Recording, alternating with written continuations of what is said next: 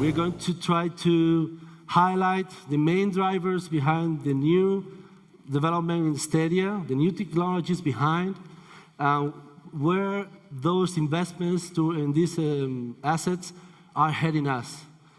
And in order to answer that, we have brought, in my personal opinion, one of the key players that can explain those trends right now.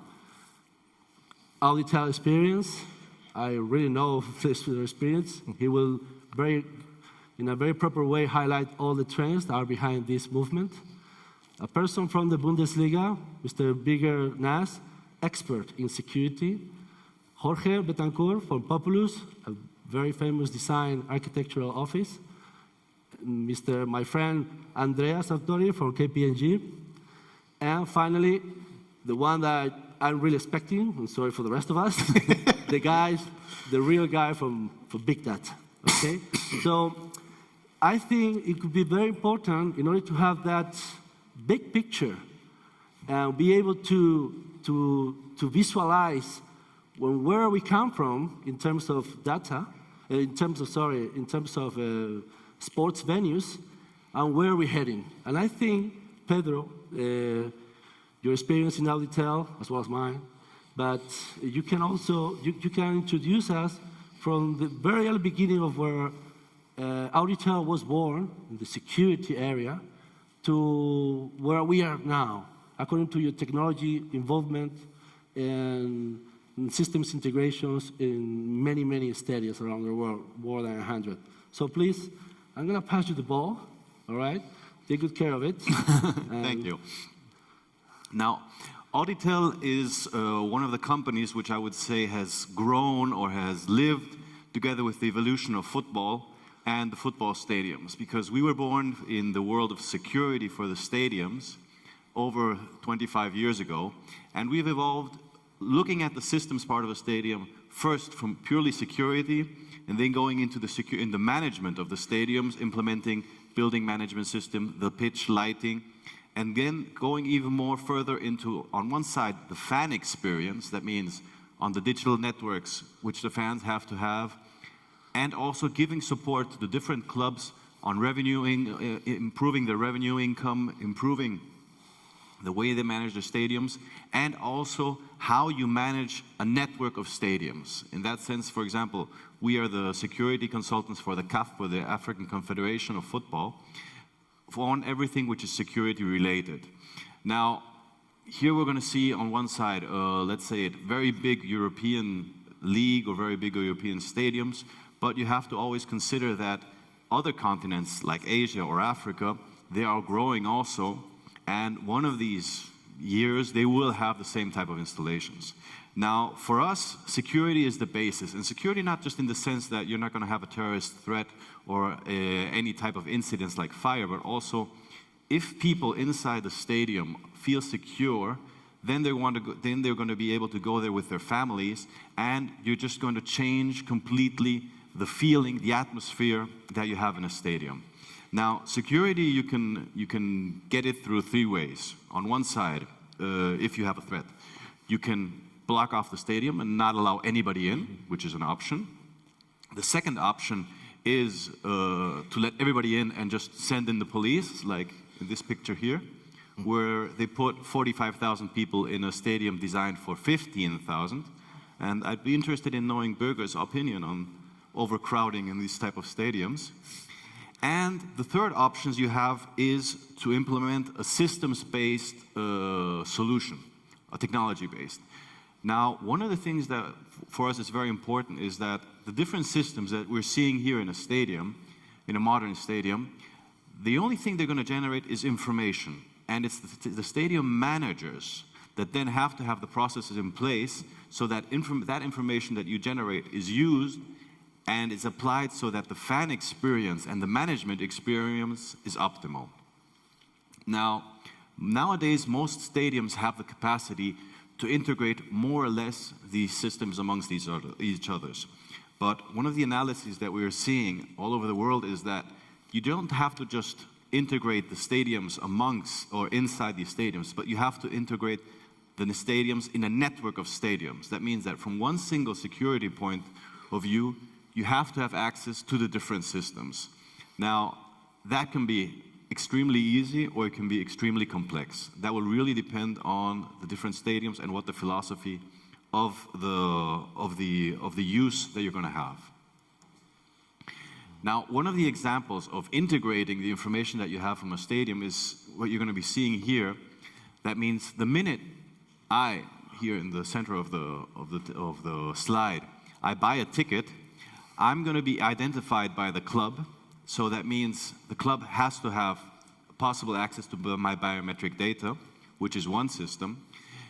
When I come into the stadium at the turnstiles, they're going to read my ticket and they're going to identify me and they're going to send me in the correct direction of my seating. They're also going to be able to identify me against the databases of the police or of security forces so that if I'm a known threat, I'm going to be stopped.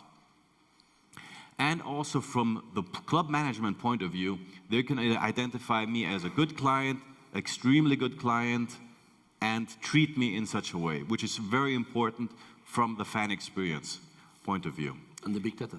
And the big data. For that, they're going to need big data. At the same time, what we're seeing here in this slide is that from a central command point, you have to have access to all the systems. You cannot use a telephone or use different keyboards to access the system. From here, the person in control, he's going to be able to access the turnstiles, he's going to be able to access the public address system, he's going to be knowing exactly how many people are entering, at what flow rate, which doors they're using, which seating area is more full or less full, and act in accordance. Now, this may seem like more a management point of view, but it's extremely important because the fans, they're the ones who are giving the club the support. They don't want to wait in line in front of their door. And you have to be able to send them from one entrance point to another or from one exit point to another in a centralized way. So, now, you touch all the doors. You open it briefly, very small way, and you touch different doors that are really influencing the real challenges in stadium development. The one that you mentioned, and actually where AUDITEL was born, was security, and safety and security. Back then, 20 years ago, there was the issue all over Europe, especially hooliganism, in some places like in Spain, terrorism. And all the federations, all the countries, all the governments start getting very conscious about this and start making some action about it. And I think a good example was what the Bundesliga was made, and that's why I would appreciate if you can pass him the ball. And I would love to hear from your experience as Director of Security Infrastructures during these years, and what are you facing, and what are the effects of those regulations, very, very original, very, very pioneer in a way, they were implemented in Germany. Thank you. Thank you for giving me the floor, and it's a pleasure for me to be here and speak a little bit about Bundesliga and my job.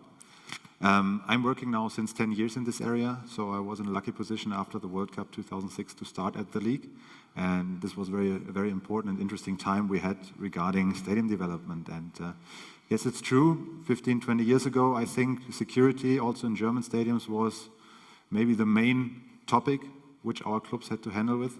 Now we are in a position in 2016 that it is still an important issue, an important topic, but it is not anymore the main topic.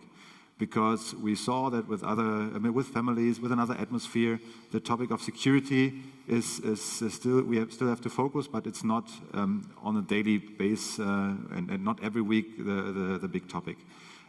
We as the league association, we are responsible, and that's a difference to other countries, for the first and the second league. So we are dealing with 36 clubs, and also regarding the stadium development, we have both leagues in focus. And here's a chart about the tendencies over the last years, and the league association was founded in 2001, so that's the starting point. And as you can see, the first years from 2000 to 2006, with all the new World Cup stadiums, had a big impact of our stadium attendance numbers and the increase we reached. We started in the Bundesliga in 2000 with 30,000 spectators, and now we are at 41,000, nearly 42,000, and are in the #1 position. But you see in the last line, the second league, which was 16 years ago, a league with 9,000 spectators on average. And now, this season, at the moment, we are on the 4th position with the second league. So before the Serie A and before the Ligue A in France. And that shows that stadium development, stadium quality attract families, attract people to come in our stadiums. And this is also a big impact regarding the security matter, because the minority who is responsible for attacks, for problems in the stadium, is becoming smaller, because the majority of families and fans and supporters and clients and customers, you may call them as you want, they are becoming bigger. And so this is not the main issue anymore at the moment, and we are there in a lucky position. What we are trying as a league to tell our clubs is that they have not only to tell their city that they have to need they need a new stadium, that they also have to think about their own home, their home where the added value exists, the home where the product is created. And yeah, we heard yesterday a lot of media, TV rights, and the value of TV rights, but football in Germany is still also a product for the stadium customer. And if you see our official numbers from the financial report this year, with the numbers from the season 14-15, you see that the media revenue with 731 is the biggest one. And with the new TV deal, you saw the numbers yesterday at the speech of Mr. Tebas, it's becoming more important also in the future, also in Germany. And then you see the match revenues with 521 million euro on the 3rd place. But if you take out from the advertising 131 million stadium-related advertising, like the stadium naming rights, or other stadium-related advertising which the clubs can sell, or if you take out, for example, 33 million catering revenue, which are included in others, you can see that the stadium-related revenue with 685 is still an important part of the revenue mix in the Bundesliga. And especially the smaller the club is, the more important is that he has his own stadium, that he has his own revenue, and is not so is more independent from media TV rights. What have we done over the last 10 years? So now taking the bridge to the security. You have to know that security in Germany is mainly responsible of the event organizer, and that's the clubs. So our 36 professional clubs are responsible for all the security matters within the stadium. The police normally is only responsible for everything outside the stadium. They assist the club if there is something happening inside the stadium, but normally the club with the stewards is responsible for everything inside the stadium. So therefore the security management, the professional security management, is a main thing which our clubs have to offer every week. And so security from the infrastructural side is part of rules and regulation. Security from the management side is something we are dealing with the clubs together. And then the next step is security from the technology side. And to be honest, in Germany, we are not on the top level. We are not yet using the top level solution of technology, because in 2006, when all the stadiums projects were started, this was not in the main focus. But I believe that this will be a big topic also in Germany in the future. What we have done as a league, because for the policies in Germany, the German FA is responsible regarding security policies, but we as a league have our licensing system, which is a very important thing for us to force our clubs to improve and to increase their quality. In 2007, we started and created our own stadium and safety regulation. Before, there were different regulations from the FA. We have a German law of event facilities. There are the UEFA regulations. So there were, I think, 8 or 9 different regulations, which have all parts for stadium. And then in 2007, we created this own stadium handbook. In the second step, we included this in our licensing rules. So since 2008-09, we were able, within our licensing process, year by year, to force our clubs to improve the quality regarding stadium, safety and security, from the infrastructural side and from the operational side. Important to mention is that we still expose the responsibility to the local authorities, because in Germany, the club, as the event organizer, together with the police, the fire brigade, they are responsible day by day to guarantee a safe stay in the stadium. And it's not us as a league to decide which is approved or not in a stadium. That's their responsibility, and therefore we ask every year for a declaration of conformance, where the city, where the police, where all the stakeholders have to confirm that the infrastructure, that the management system is running, is working well. And then we can act as a consultant for our clubs, because there are clubs who don't fulfill everything when they are, for example, promoting to the second league, and we can consult them together with their stakeholders to reach that level and to increase and to modernize their stadiums. Last but not least, our next project, which is also, I think, has a big impact in the future, is not only licensing with a minimum criteria, is assisting together with the FA our clubs in a certification system. So certification for professional safety management.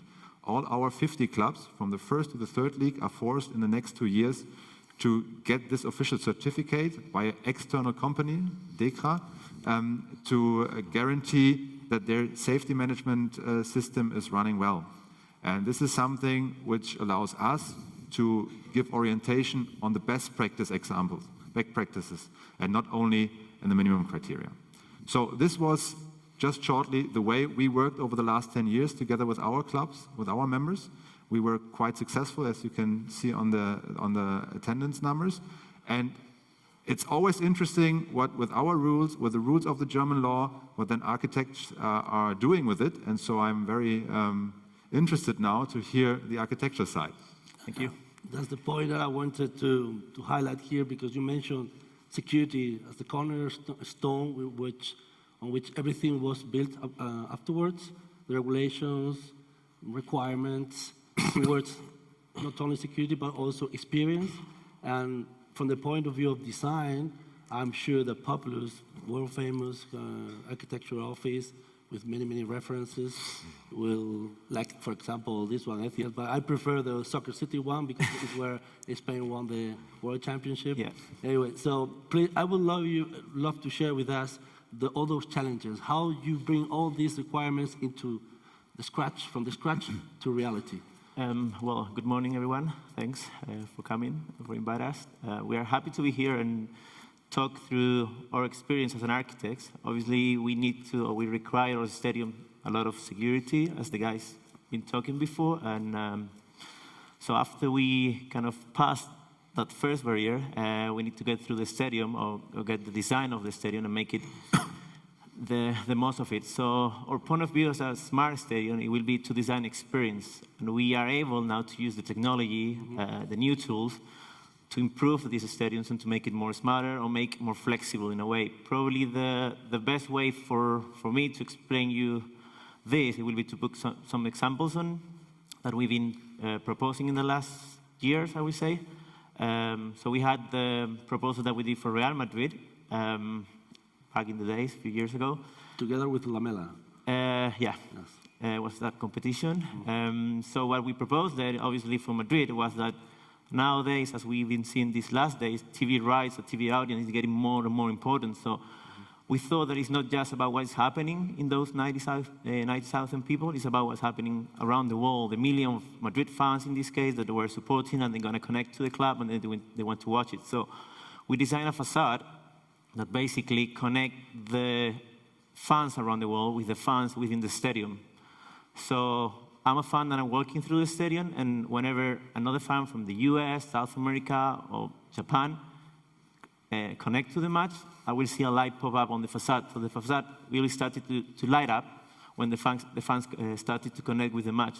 So I can see that everybody in the world is watching my team, is watching me, and is watching hopefully the nice performance that they will do it. So that was one way to engage fan experience, engage the fan supporters around the world. And then inside the stadium, we create this 360-degree screen on the roof that basically works a kind of like fan zone in the World Cup. So whenever Madrid scores, you can see everyone around the world celebrating the goal, so supporting the team. And yeah, it was quite a fun experience. Then we did a proposal for Football Club Barcelona. Again, the smart bit of the stadium was the facade.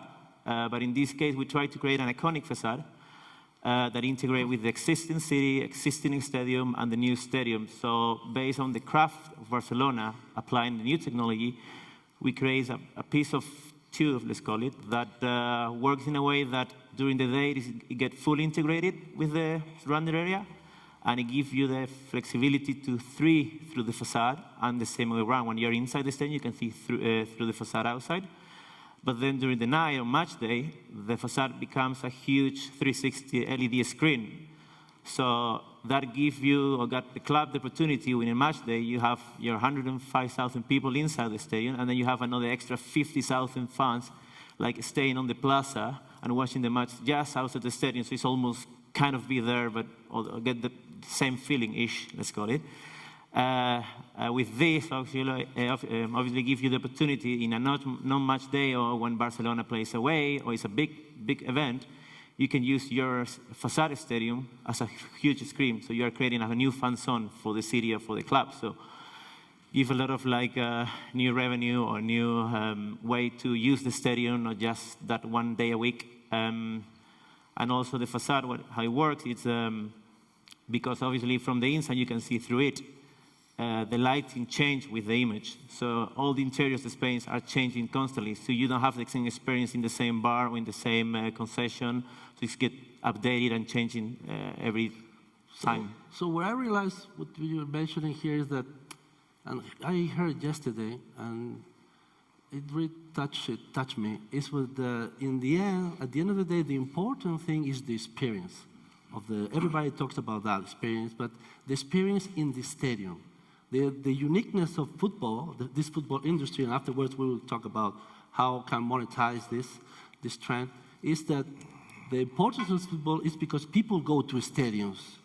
And whenever you watch a game from TV, you're trying to have a window towards that stadium, to have a look, because the atmosphere is in the stadium.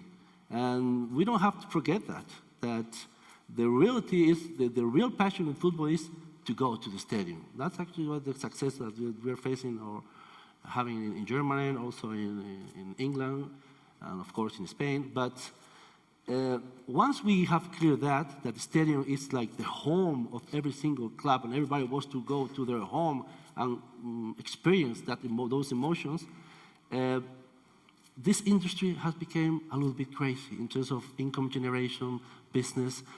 Thanks to companies like KPMG, who have tried to take from the financial valuation models point of view an understanding of what is going on right now in this football business industry, just to try to be able to fix the picture in terms of incomes, how to evaluate brands, how to evaluate clubs, how to evaluate assets such as venues.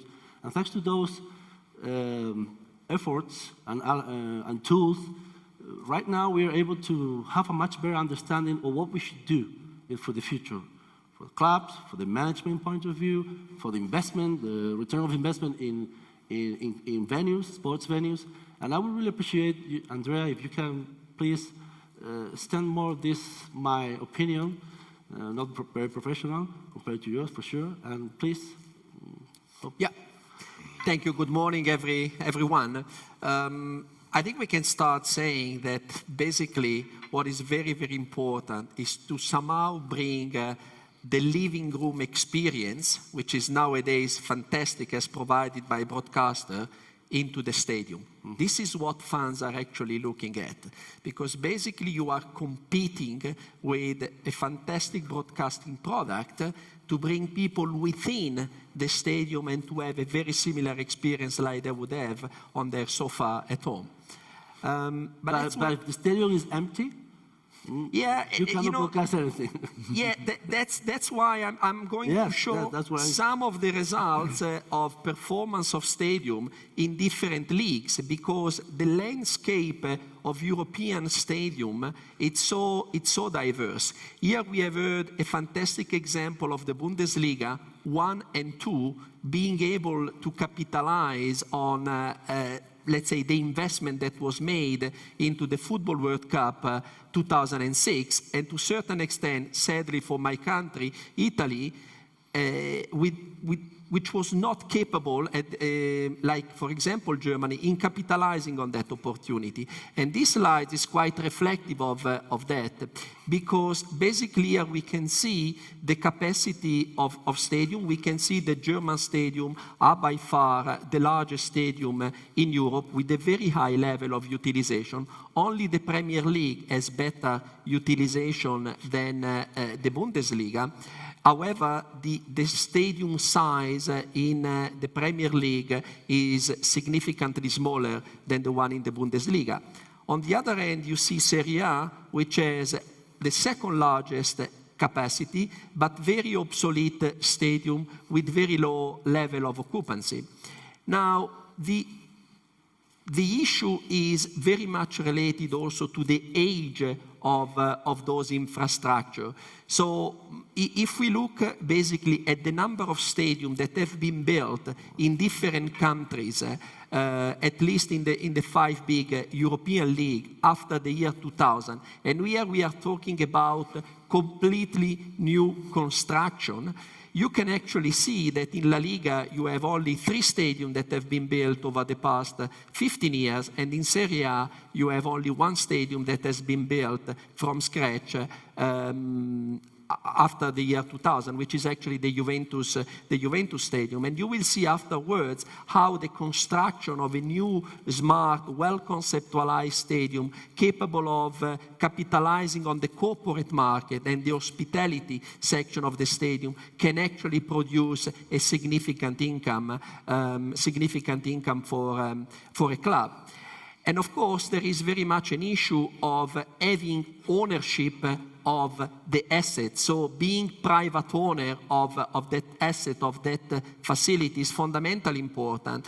And it's not by case that the Premier League is the league having 16 out of the 20 clubs playing in this year season owning a stadium, with Ligue 1 having only 1, which is the new Olympique Lyonnais Stadium, by the way, designed by Populous, and Serie A having 3 stadiums that are actually owned by club, which are, I think, Sassuolo, Udinese, and Juventus.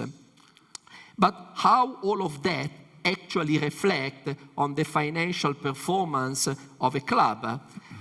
What I've done here, I've tried to summarize some of the financial performance, taking what I do consider the most important factor, which is the revenue generated by each seat, whether it's occupied or it's not occupied. It's the same measurement used by airlines. So if we look at the Premier League, which has a very, very attractive product, an average size of approximately 38,000, you look at what actually Arsenal is generating out of every seat is more than €80 per seat per game, any game played at the Emirates Stadium. The only club which has a slightly higher yield is actually Chelsea, although Chelsea, all in all, is actually producing, in absolute terms, less stadium revenue because the stadium of Chelsea is actually smaller than the one of Arsenal. Arsenal is the team in Europe with the highest level of match day revenue, with, I think it's more than 130 million. Now, if we look at the Bundesliga, it's a very, to a certain extent, a very different model, and this is reflected in the pricing policy of clubs in the Bundesliga. So Bayern Munich is actually achieving almost €50 per seat, and if we take the stadium of Borussia Dortmund, the yield per seat is in the region of €22. And there has been a very clear policy of making pricing affordable in order to have a very high number of supporters basically coming to the stadium. If we look at Serie A, I've taken 2 of the most prominent teams. So one being Juventus, which built and opened the new Juventus Stadium in September 2011. And if you look what Juventus is actually generating by a relatively small stadium, it's only a little bit less than 43,000 spectators, they actually generate €46 per seat. You look at AC Milan, a very, very glorious team, which, of course, over the past several years has gone into some, let's say, not great sports success. It's actually generating only €10 per seat out of the San Siro stadium. Again, all of this somehow is the reflection of a stadium which is relatively old, which is not privately owned, and which is not capable of capitalizing basically on the corporate market, which of course is very, very relevant. Here again, another example, we have taken Barcelona, which is generating €45 per seat, and then the case of Atletico Madrid, which at the current stadium, they are actually generating approximately €23, but with development of the new stadium, the revenue generation potential coming from match day is going to be significant. And all of this is going to give a significant boost to the growth of the financial performance of the club. Thank you. I would really appreciate if maybe another time we can also try to address, because here, in my understanding, the investment is being focused on the venue itself, the whole project itself. But maybe it was worth considering also, because at least in Spain, according to our experience, not many clubs are able or capable of invest a huge amount of money in rebuild a huge stadium. But they're making small investments in technology, in systems integration, in upgrading at least technology in order to be capable of adapting themselves at the new streams, which will lead us to the big data. I would appreciate if maybe somehow, please pass the ball, Andrea, please, but don't forget that I would appreciate if you somehow, we can discuss this. Maybe there's a study you have in the door. I would appreciate to have a look at it. But that leads us to big data. That's the magic word. Everybody, the big data, the cloud, the profiles, everybody talks about this. In my opinion, I know more or less what they're trying to explain, but I think that so far, we have to really understand what big data means, what is behind big data, what models are used in order to address profiles. And once we have clear how it's done, and I will appreciate you, because I know you are an expert, we are very proud to say that Jose Manuel is the Champions League player. You laugh, but I would say he represents the Granada University. Granada University in big data modelizations and study is the leading one in Spain. And as I heard, you are the third one in all over Europe. So I think we are paying and talking with the Champions League player. And I would appreciate if you can explain to us, to all the audience, and especially me, how do you apply that intelligence on please continue. Okay, thank you for being here. Thank you all for coming. First, I'd like to tell what big data is.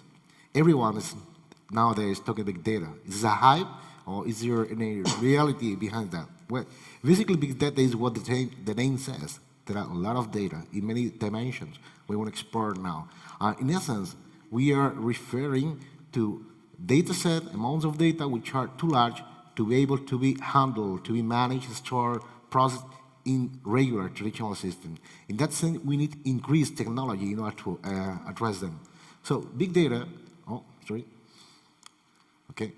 big data refers to data whose dimension, velocity, speed, complexity requires new architecture, new techniques, new algorithms, and analytics to handle all those data. But in a given sense, big data is, again, to processing data, and that is what computer science has been from its birth. So what's new here? The new thing here is that we are going to huge dimension.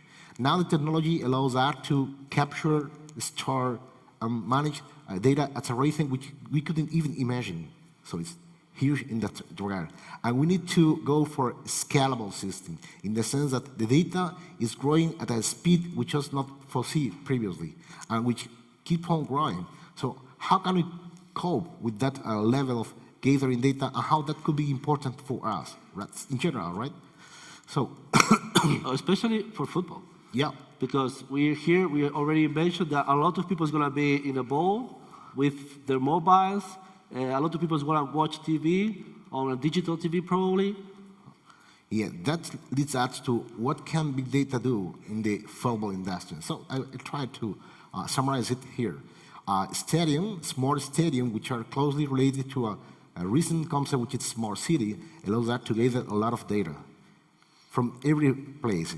For people attending the stadium, or how they connect each other, how do they interact through social network, trying to create a club, and group culture, or trying to extend the stay, not just for the event, like previous, how you can do that, how you can get them engaged there, different activities, make the stadium not just for one, but for the family, or from the monitoring, surveillance. So there are a lot of bunch of data which is coming, gathering. And we try to make profit out of those data.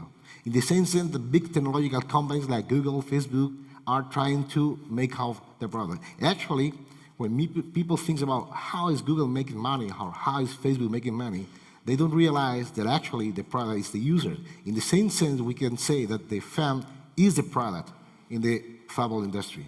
And big data is here to help us making that a reality. It's helping us to monetize the amount of data we are capturing for all those technology from all the sense, not only security, not only the stadium, but everything around the fan, everything around the consumer in the industry can be monetized through the use of big data. In what sense? We have to first analyze what kind of data we can gather right now, what kind of data we can have the user to boost and generate additionally, and then we can analyze all that data to make money. For example, by developing user customer, so we decide more specialized product for them, by enhancing them or engaging them in further consume products so that we can increase the income. That's the overall contribution of big data in this industry. So you are going to help to do that, because now I understand that there is a lot of people behind of modeling, creating algorithms to categorize different data, but at the end of the day, with such an information well structured, you get such a unique one that the jump to creating, to apply this information to generating business or to generating more knowledge of your customer, so you can adapt your product to that demand, will have to be developed by certain applications, certain solutions. Maybe you, AUDITEL, you, Pedro, sorry, could you explain us? We don't have too much time. I chose you to close this. Sorry for that. I'll be very, very short, sorry, so we can have a last round. Just as a quick overview, what we're seeing that the new world that we're going into in football stadiums is going to be working on two levels. On one level, you're going to be integrating. That means working together with police services, together with traffic services, together with communications network providers. You're going to be working together with different companies and working together seamlessly in the management of the event. That on one side. And on the other side, you're going to have to create a fan experience through interactive television, through online presence, and also so that it's as seamless as possible way to go from the moment you decide you want to go to a stadium till you exit the stadium, and then share that experience with everybody. But that layer is already invented? Are there solutions in the market that you apply on? I'd say that there's solutions, but they're islands. No, I haven't seen one single vendor or one single concept that says, I can integrate everything. So that's probably we can all agree that it's a challenge right now to be able to adapt these new requirements from the market to really understand the customer in terms of security you mentioned. Probably, I'm sure Birger will agree with. From the design point of view, do you think, because Jorge, you probably have something to say in the design point of view? I think as an architect and as a designer of these huge and amazing venues, probably a challenge will be with the technology, try to to create a venue that can be used not just one day every 2 weeks. So try to get a venue that kind of integrate in maybe even different sports. So it's not just holding 2 teams. It's more about like I can hold a football team and I can hold obviously gigs and concerts, but that's standard. But I can hold maybe a hockey match in every day. So the technology probably will give us that opportunity and give us that challenge now. That how can we do a stadium that can like swap from one thing to another one quickly, obviously cheaper. Otherwise, Andrea would kill me. And sorry to interrupt. Sure, you go. In a way, multi-purpose stadia are a beautiful concept, but they are quite expensive to build. That's the challenge. And how do you find the balance in creating a stadium that, yes, it's a football stadium, but is also suitable for other sporting events, other social events, cultural events like concerts and other type of encountering of people, and find that economic balance? Sometimes I can tell that a football stadium should be a football stadium. Once you open that door to multi-purpose, you're losing some football engagement. It's a sensation that I do have. Probably your performance in financial terms improves, but don't you agree with that? No? You're absolutely, you know what, we are actually speaking about very high-level thing, which I would call it the cherry on the cake, this issue.